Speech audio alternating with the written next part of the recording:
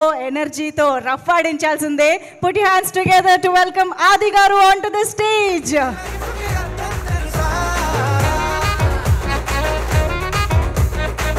ఆది గారు please welcome.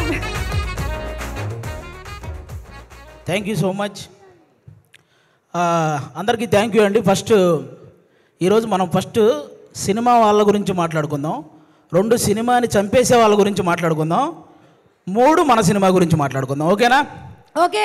కానీ తెలుగు సినిమా అనగానే ఎక్కడ ఏ ఈవెంట్ జరిగినా ఇలా వచ్చేసే ముందు తెలుగు ఆడియన్స్ అందరికీ కూడా థ్యాంక్ యూ సో మచ్ అండి ఎందుకంటే తెలుగు సినిమా అంటేనే ఒక ఎమోషన్ అనమాట. రీసెంట్గా మీరు చూసే ఉంటారు, వారణాసి మూవీ నుంచి ఆ చిన్న మహేష్ బాబు గారి గ్లిమ్స్ రాగానే మైండ్ పోయింది, అసలు అది మైండ్లో నుంచే పోవట్లేదు. అంటే ఈ దెబ్బతో అవతారు కూడా జై బాబు అనాల్సిందే, అలా ఉందన్నమాట అది ఆల్మోస్ట్.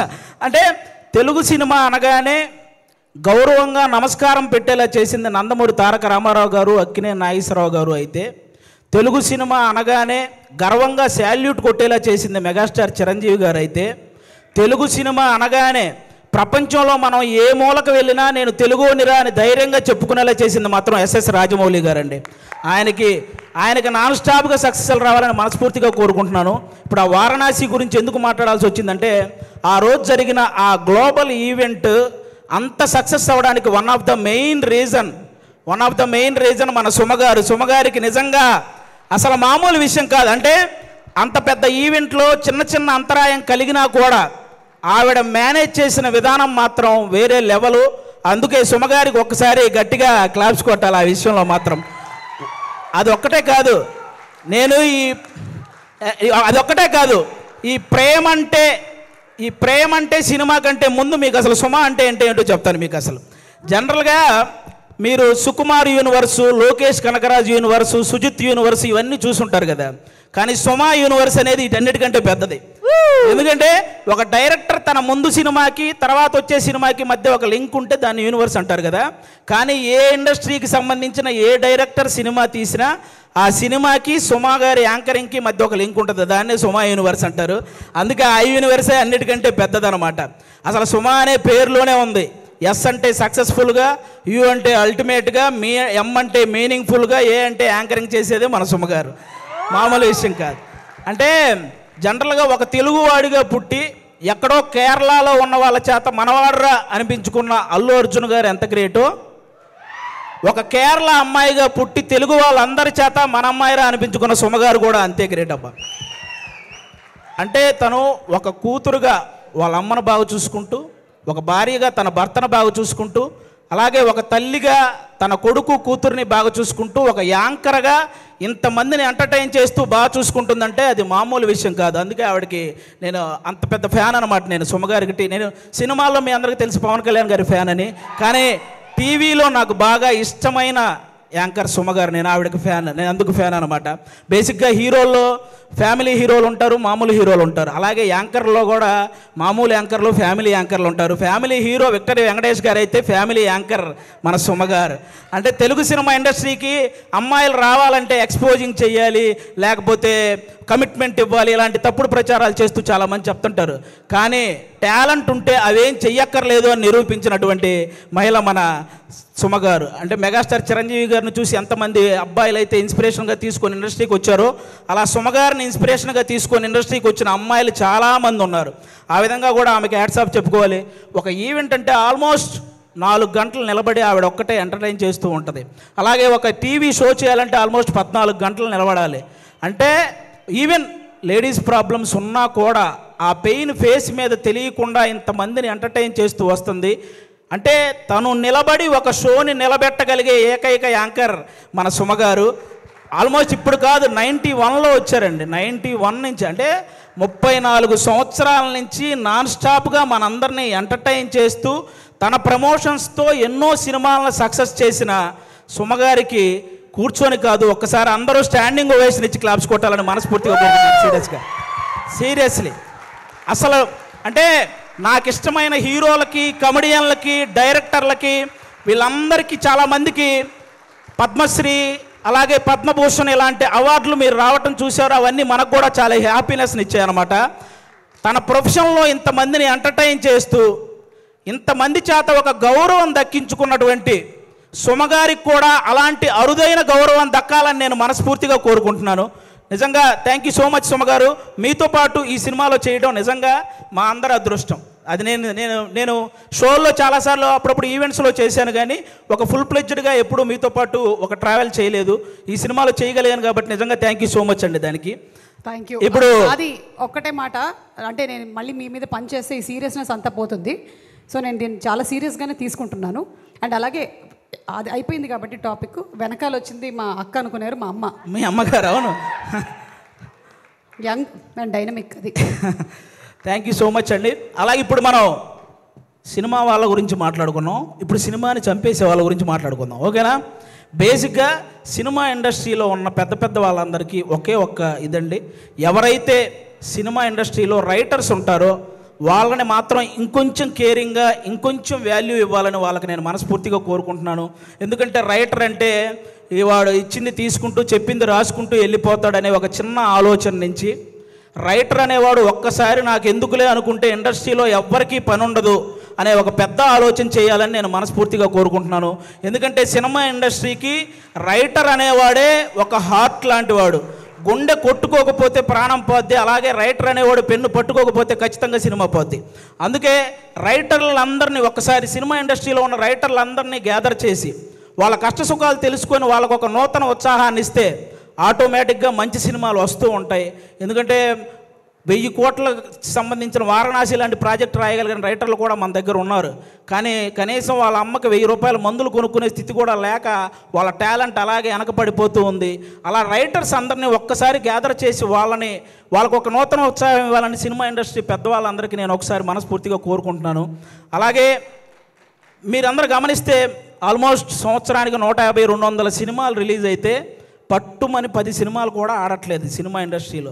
అంటే సినిమాలేమో ఆకాశంలో చుక్కల్లాగా లెక్క పెట్టలేనని వస్తున్నాయి, హిట్లు మాత్రం మన చేతికున్న వేలలాగా లెక్కబట్టగలిగే అన్ని కూడా రావట్లేదు. అంటే దానికి అంటే ఏదైతే ఎంత కష్టం వచ్చినా నిలబడ్డ ఆ 4 ప్రొడ్యూసర్లు వాళ్ళ సంగతి పక్కన పెడితే ఎంతమంది ప్రొడ్యూసర్లు ఇలా వచ్చి మళ్ళీ అలా ఊరెళ్ళిపోతున్నారో మీకు తెలియదు.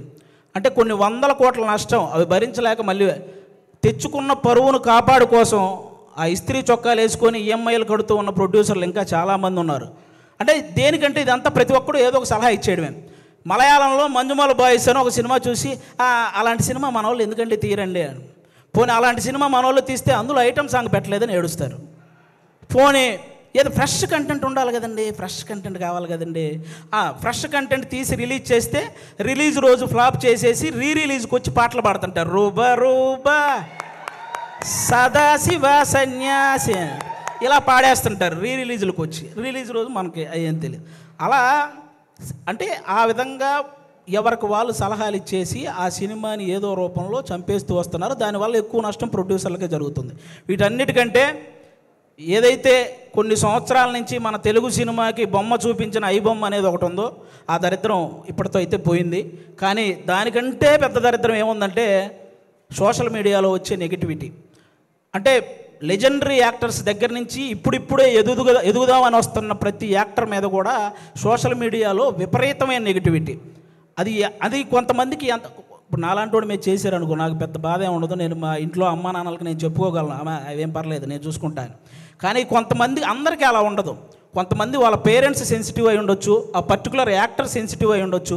అలా ట్రోల్ చేయడం వల్ల వాళ్ళు మనస్తాపానికి గురైపోయి ఖచ్చితంగా వాళ్ళు చేసే ప్రాజెక్టుల విషయంలో కానీ వాళ్ళు చేసే పనుల విషయంలో కానీ వెనకపడుతూ ఉంటారు. అది మీరు గమనించాలి. నేను ఓన్లీ ఏదో చిన్న చిన్న వాళ్ళ గురించి చెప్పట్లేదు, మన తెలుగు సినిమాని ఆల్మోస్ట్ మన దేశాన్ని తలెత్తుకునేలా చేసిన రాజమౌళి గారు లాంటి వాళ్ళే ఒక పోస్టర్ వదిలితే దాని మీద ట్రోల్ చేసి ఆయన్ని కూడా తలదించుకునేలా చేస్తున్నాం.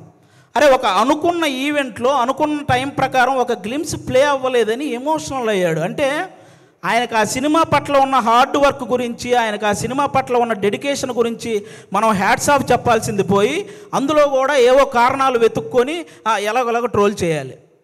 అక్కడ తప్పు జరగలేదు అసలు. ఆయన బేసిక్గా నాకు రామాయణం మహాభారతం అంటే చాలా ఇష్టం అని చెప్పిన వ్యక్తి. అలాంటి వ్యక్తి ఎవరైనా రాముడి గురించి నాకు తీసే అవకాశం వచ్చిందని చెప్పిన వ్యక్తి ఆయన ఆ రోజు హనుమంతుడి మీద అలిగాడే కానీ అవమానించలేదు. ఇది ఒక్కటి అందరూ గుర్తుపెట్టుకోవాలని నేను మనస్ఫూర్తిగా కోరుకుంటాను. ఒకరు కాదు, సినిమా కోసం ఎన్టీఆర్ గారు సన్నబడితే ఆయన మీద ట్రోలింగ్, మన బాలకృష్ణ గారు మాట్లాడితే ట్రోలింగ్, అల్లు అర్జున్ గారు నవ్వితే ట్రోలింగ్, సాయి ధర్మతేజ్ గారు యాక్సిడెంట్ అయ్యి ఆయనకు మాట్లాడడానికి ఇబ్బందిగా ఉంటే దాని మీద కూడా ట్రోలింగ్. అరే మనం బయట దేశాలకు వెళ్తే జస్ట్ మనం బాహుబలి అంటే కానీ ఓ మీరు ఇండియనా అనే పరిస్థితి ఉండదు. అలాంటి ప్రభాస్ గారి లుక్స్ మీద ట్రోలింగ్, రామ్ చరణ్ గారి చికిరి చికిరి అనే సాంగ్ పక్క దేశాల వాళ్ళు కూడా రీల్ చేస్తున్నారు. అలాంటి ఆ స్టెప్పుల మీద ఇక్కడ ట్రోలింగ్. ఒకరు కాదు, విజయ్ దేవరకొండ గారి మీద మన ఇండస్ట్రీ వాళ్ళే ట్రోలింగ్. అంటే ఒక వ్యక్తి ఇంకా అంతకు మించి ట్రోలింగ్, అంత మానసికంగా ఒక వ్యక్తిని కుంగవేయాల్సిన పనే ఉంది. ఇప్పుడు బాహుబలి, RRR, పుష్ప ఎలాగో ఒక వర్గానికి అర్జున్ రెడ్డి లాంటి సినిమా కూడా అలాగే. అతనికి బౌన్స్ బ్యాక్ అయ్యే టైం కూడా ఇవ్వకుండా అతని మీద అంత ట్రోల్ చేస్తూ ఉంటే అతను ఎంత ఇబ్బంది పడతాడో ఆలోచించాలి. ఒక శ్రీలీల అని ఒక తెలుగు అమ్మాయి ఇక్కడి నుంచి బాలీవుడ్, తమిళనాడు ఇలా వెళ్ళి అన్ని ఇండస్ట్రీల్లో వర్క్ చేస్తుంటే ఆ అమ్మాయి డ్యాన్స్ చేస్తుంది కానీ యాక్టింగ్ పెద్ద. ఇప్పుడు భగవంత కేసరి అనే సినిమా నేషనల్ అవార్డు దృష్టికి వెళ్ళిందంటే బాలకృష్ణ గారి పర్ఫార్మెన్సు, అలాగే అనిల్ రావుపూడి గారి కథతో పాటు శ్రీలీల గారి పర్ఫార్మెన్స్ కూడా వన్ ఆఫ్ ద రీజన్ కదా. అలాంటి అమ్మాయిని అంత బ్లేమ్ చేయడం ఏంటి? ఒకటిగా మెగాస్టార్ చిరంజీవి గారి మీద డీప్ ఫేక్ AI వీడియోలు చేశారబ్బా, ఇంతకంటే దరిద్రం ఏమైనా ఉంటుందా? నాకు తెలిసి ఆయన రికార్డులు కొట్టిన పోస్టర్లు గోడల మీద పడేటప్పుడు ఆ ట్రోలింగ్ చేసినోడు వాళ్ళ అమ్మ కడుపులో కూడా పడి ఉండడు. అలాంటి వ్యక్తులు వాళ్ళు. ఆయన 3 దశాబ్దాలు 1వ నంబర్ పొజిషన్లో ఉన్నప్పుడు వీడికి అసలు ఒకటంటే ఇలా ఉంటుందని కూడా తెలియదు. మన తుఫాన్ వచ్చిన ఆయన సినిమాల కోసం మనం పరిగెత్తుకుంటూ వెళ్తున్నప్పుడు వాడికి నడవటం కూడా వచ్చి ఉండదు. అలాంటి వాడు వచ్చి మెగాస్టార్ చిరంజీవి గారి మీద ట్రోల్స్. అరే మెగాస్టార్ చిరంజీవి గారు ఒక స్టేట్కో ఒక క్యాస్ట్కో సంబంధించిన వ్యక్తి కాదు, ఒక దేశం గర్వించదగ్గ వ్యక్తి మెగాస్టార్ చిరంజీవి గారు. అలాంటి వ్యక్తి మీద ట్రోలింగ్. ఈ ట్రోలింగ్ ఎందుకు, వీటి వల్ల సినిమా ఎందుకు చనిపోతుంది అంటున్నానంటే, నేను హీరోల మీద ట్రోలింగ్ చేయడం వల్ల, ఇంతమంది స్టార్ హీరోల మీద ట్రోలింగ్ చేయడం వల్ల రేపొద్దున తెర మీద వాళ్ళు హీరోయిజం చూపించినా అది చాలా కామెడీగా అయిపోతుంది నార్మల్ జనాలకు, చూసే వాళ్ళకి. అందుకే ఆ హీరోయిజం ఫెయిల్ అవుతుంది కాబట్టి సినిమాలు ఫెయిల్ అవుతున్నాయి. అరే 100 కోట్లు ఖర్చు పెడుతున్న ప్రొడ్యూసర్లు ఒక పక్క ఒక సినిమా హిట్ అయితే ఇంటికెళ్ళి మా అమ్మ నాన్నకి చెప్పుకుంటామని వెయిట్ చేస్తున్న డైరెక్టర్లు, ఒక సక్సెస్ వస్తే కానీ ఇంకో సినిమాలో మళ్ళీ కంటిన్యూ చేయరు అని ఆశపడే టెక్నీషియన్స్, అరే ఫ్యామిలీస్ని వదిలేసి అభిమానుల కోసం హిట్ ఇవ్వాలని చెప్పి కష్టపడుతున్న హీరోలు, ఒక సినిమా హిట్ అయితేనే జీతం పెరుగుతుందనే ఆశించే సినిమా కార్మికులు, ఇంతమంది కష్టాన్ని ఒక చిన్న నెగిటివిటీ ట్రోలింగ్తో మీరు కంప్లీట్గా దాన్ని చంపేస్తున్నారు. ఒక్కరు కాదండి, అసలు ట్రోలింగ్ అంటే ఇప్పుడు మీరు బ్రహ్మానందం గారి రియాక్షన్స్తో మీరు ట్రోల్ చేస్తారు, అవి మేము కూడా నవ్వుకుంటాం, అందరూ నవ్వుకుంటారు. కానీ ట్రోలింగ్ అనేది నవ్వుకునేలా ఉండాలి కానీ నవ్వుల పాలు చేసేలా ఉండకూడదని ఒకసారి ఆ చేసే వాళ్ళకి నేను మనస్ఫూర్తిగా కోరుకుంటున్నాను. అలా ఇంకెప్పుడూ కూడా ఇంతమంది లెజెండ్స్ ఎంతో సాధించి ఇక్కడ వరకు వచ్చారు, వాళ్ళని అంత ఈజీగా నెగిటివ్ చేసే ప్రయత్నం చేయకండి అని వన్స్ అగైన్ నేను మనస్ఫూర్తిగా కోరుకుంటున్నాను. అలాగే ఇప్పుడు వాళ్ళకి చెప్పేశాను కాబట్టి చాలు. అలాగే కొంతమంది ఇంకా రివ్యూవర్స్ ఉన్నారు, వాళ్ళకు కూడా కొంచెం చూసుకొని చెయ్యాలని వాళ్ళకి మనస్ఫూర్తిగా కోరుకుంటున్నాను. చాలామంది మంచి రివ్యూవర్స్ ఉన్నారు, సినిమా గురించి చాలా బాగా చెప్తారు, సినిమా గురించి బాగా చెప్పి ఈ సినిమా నచ్చితే మంచి హైప్ ఇస్తారు, నచ్చకపోతే ఇందులో ఈ నచ్చిన విషయాల కోసం మీరు వెళ్ళొచ్చు అని చెప్తారు. అలా చెప్తే చాలా బాగుంటుంది. అంతేగాని సినిమా మీద వెటకారం చేస్తూ రివ్యూలు ఇస్తుంటారు. వాళ్ళకి అర్థం కాని విషయం ఏంటంటే ప్రొడ్యూసర్లు ఎంత నష్టపోతున్నారో ఒకసారి ఆలోచించాలని మనస్ఫూర్తిగా కోరుకుంటున్నాను. ఇక మా ప్రేమంటే సినిమాలో, ముఖ్యంగా మా ప్రేమంటే సినిమాలో మా ప్రియదర్శి బ్రదర్ ఇందాక నాగ చైతన్య గారు చెప్పినట్టే వర్స్టైల్ యాక్టర్, అసలు మామూలుగా కాదు. అతను ఏ సినిమా పట్టుకుంటే ఆ సినిమా లక్కీ అన్నట్టు మారిపోయింది. బలగం చూసినప్పుడు కానీ, అతను కోర్టు సినిమా చూసినప్పుడు కానీ, మల్లేశం చూసినప్పుడు కానీ, సారంగపాణి జాతకం సినిమా చూసినప్పుడు కానీ అతని పర్ఫార్మెన్స్ ఎప్పటికప్పుడు వేరియేషన్స్ చూయించుకుంటూ వస్తూ, అంటే చాలామంది ప్రొడ్యూసర్లకి ప్రియదర్శి ఇలాంటి వాడితో సినిమా తీస్తే మనం తక్కువ బడ్జెట్ పెట్టుకోవచ్చు, ఎక్కువ లాభాలు పొందొచ్చు అనే ఫీలింగ్ అతని మీద ఉంది. కాబట్టి అలాంటి ప్రియదర్శి గారు, మన ఆనంది గారు ఇక్కడ చెన్నై, తమిళ్లో రెండిట్లో కూడా ఆవిడ చాలా పాపులారిటీ సాధించిన అమ్మాయి, మన తెలుగు అమ్మాయి. చాలా ముచ్చటగా ఉంటుంది చూడడానికి. ఆనంది గారు ఎక్కడ పర్ఫామ్ చేసినా, ఏ సీన్ చేస్తున్నా అలా చూస్తుండిపోవాలనిపిస్తుంది. మన ఆనందిని ప్రియదర్శిని హీరోయిన్లు అనడం కంటే కూడా వాళ్ళిద్దరిని పర్ఫార్మర్లు అనడం అనేది చాలా నాకు అది చాలా బాగుంటుంది అనిపిస్తుంది. ఎందుకంటే అంత బాగా పర్ఫామ్ చేస్తారు. వాళ్ళిద్దరికీ కూడా థ్యాంక్ యూ సో మచ్. మా నవనీత్ బ్రదర్ డెబ్యూ డైరెక్టర్, మీరందరూ ఆ నవనీత్ బ్రదర్ని ఎంకరేజ్ చేయాలి. ఒక డెబ్యూ డైరెక్టర్కి ఎన్నో కళలు ఉంటాయి, ఆ కళల్ని మీరు సాకారం చేయాలని ప్రేక్షకులందరినీ మనస్ఫూర్తిగా కోరుకుంటున్నాను. ఈ నవంబర్ 21న థియేటర్లోకి అందరూ వెళ్ళి మా ప్రేమంటే సినిమా చూసి ఎంజాయ్ చేయాలని వన్స్ అగైన్ అందరికీ థ్యాంక్ యూ సో మచ్ ప్రేక్షకులందరూ థ్యాంక్ యూ. పిలుస్తా నేను ఆవిడ ఆవేశపడుతున్నారు వచ్చేద్దామని. అంటే టైం అయిపోయింది అందుకని. అర్థమైంది. థ్యాంక్ యూ సో మచ్ అండి. థ్యాంక్ యూ సో మచ్ ఆది గారు. That was so beautiful. And